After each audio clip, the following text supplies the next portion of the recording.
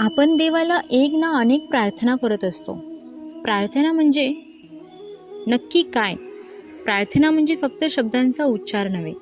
प्रार्थना म्हणजे ईश्वराची अनुभूती घेणे, ईश्वराशी अंतर्मनातून जोडले जाणे.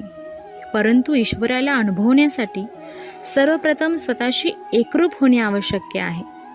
कारण जोपर्यंत आपण स्वतःला ओळखत नाही तोपर्यंत त्या परमेश्वरी शक्तीशी खरे नाते जोडले जाणे कठीण आहे. मग प्रश्न पडतो, स्वतःशी एकरूप कसे व्हायचे? यासाठी आपल्या सुप्त अवस्थेत असलेल्या कुंडलिनी शक्तीचे जागरण होणे आवश्यक आहे. कुंडलिनी शक्ती जागृत झाल्यावर आत्मसाक्षात्काराचा अनुभव मिळू शकतो आणि ध्यान अधिक सहज व गहन बनते. गहन ध्यानामध्येच ईश्वराशी एकरूप होण्याची शक्ती आहे आणि हे सर्व शक्य आहे कुंडलिनी शक्तीच्या जागृतीमुळे.